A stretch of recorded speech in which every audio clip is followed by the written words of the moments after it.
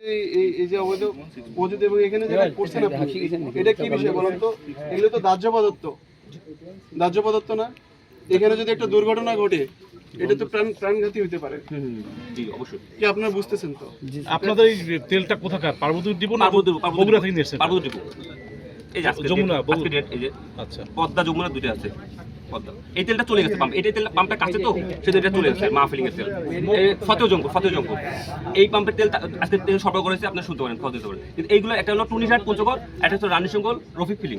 তো এইগুলো পাম্প তো রাতের বেলা পাঠাতে মানা প্রতিদিন আপনি যে এই যুক্তিতে এখানে রেখে এখান থেকে ঢবে করে অবৈধভাবে আপনি এই যে তেলের করতেছেন না, এটা কি আপনি প্রমাণ করতে পারবেন? আমি তো নিজে এসে দেখতেছি যে আপনি অবৈধভাবে তেল নিচ্ছেন। এরপরে আপনার এই যুক্তি আসলে এটা আমাদের কাছে কোনো সন্তোষজনক যুক্তি না। আপনি বরং আমি যেটা বলতেছি,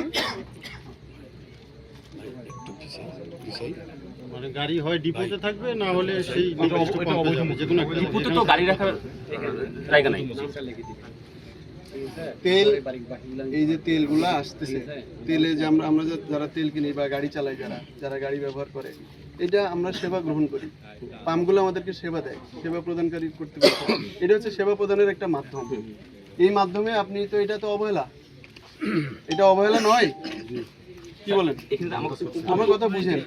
আপনি এখানে যে রাখছেন, এটা রেখে এখানে যেভাবে নিচ্ছেন, এটা অবহেলা, এটা অবহেলা হচ্ছে। এবং অবহেলা হয়ে এই জিনিসটা হচ্ছে আপনার এখানে যে কোনো সংবাদটা কখন পেলেন, কখন আসলেন, এবং কি কি যে আমরা যেমন অ্যাম্বুলেন্সের কথা শুনতেছি, যে অ্যাম্বুলেন্সের আদলে একটা গাড়ি যেখানে তেল পাচার করা হচ্ছিল, তারপর একটা কাভার্ড ভ্যান, যে কাভার্ড ভ্যানটা আসলে দূর থেকে দেখতেই পুরোটাই কাভার্ড ভ্যান, কিন্তু ভিতরে একেবারে অত্যাধুনিক একটা মানে একটা ফিলিং স্টেশন তৈরি করে ফেলছে। এই বিষয়গুলো একটু বলবেন, আসলে কতজন ছিল এবং এই তেল কতটুকু আছে, বা এটা কোথায় আপনি শেষ ইয়েটা করবেন যে পাম্পে যাবে, সেই বিষয়টা একটু খেয়াল করবেন। জি ধন্যবাদ। আপনারা জানেন যে জেলা প্রশাসন নীলফামারী বর্তমানে যে জ্বালানি তেলের সংকট আছে, এই বিষয়ে সরকারের যে নির্দেশনা আছে সেটা বাস্তবায়নে বদ্ধপরিকর।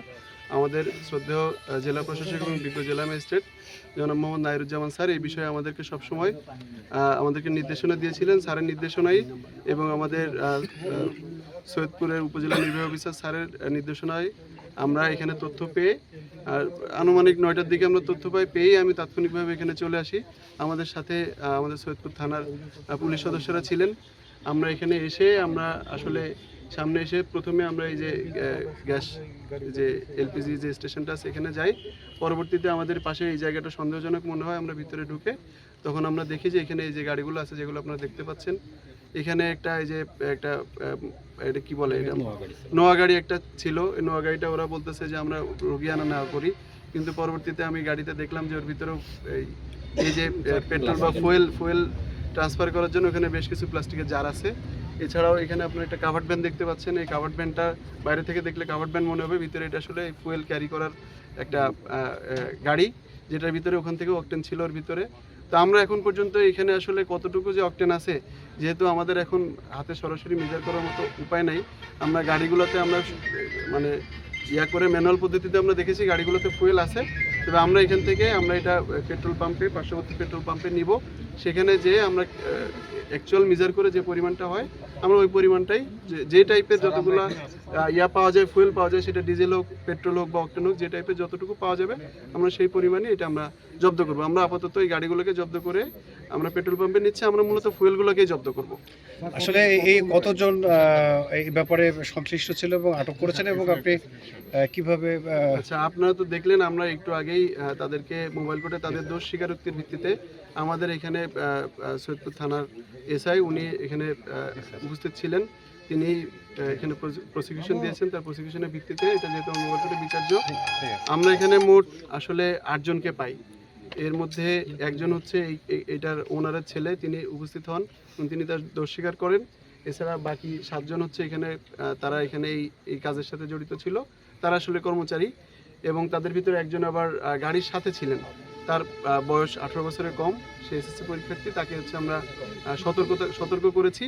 আর বাকিদেরকে আপনি দেখলেন যে ওনারা ছিলেন মিস্টার রফিকুল, তাকে আমরা 2 লক্ষ টাকা অর্থদণ্ড করেছি, অনাদায়ে 6 মাসের বিনাশ্রম কারাদণ্ড, এবং বাকি যে 6 জনকে আমরা এখানে অপরাধী হিসেবে পেয়েছি তাদেরকে আমরা প্রত্যেককে 10,000 টাকা করে অর্থদণ্ড, অনাদায়ে প্রত্যেককে 3 দিনের বিনাশ্রম কারাদণ্ড এই সাজা ঘোষণা করেছি।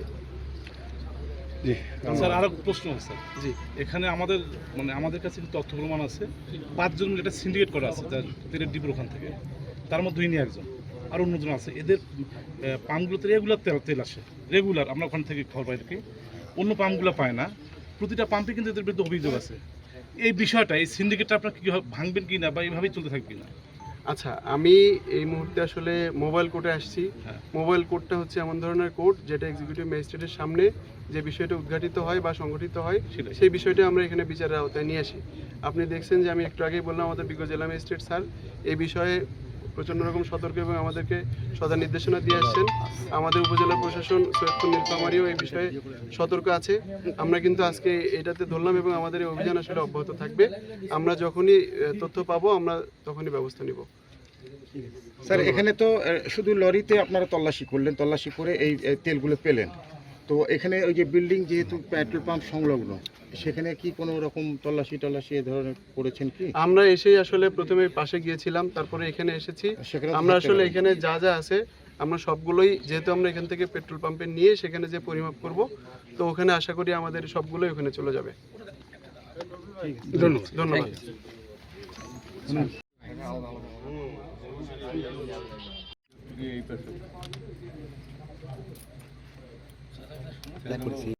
তথ্যটা দিই স্যার, তথ্য আমি যেটা বলিনি যাও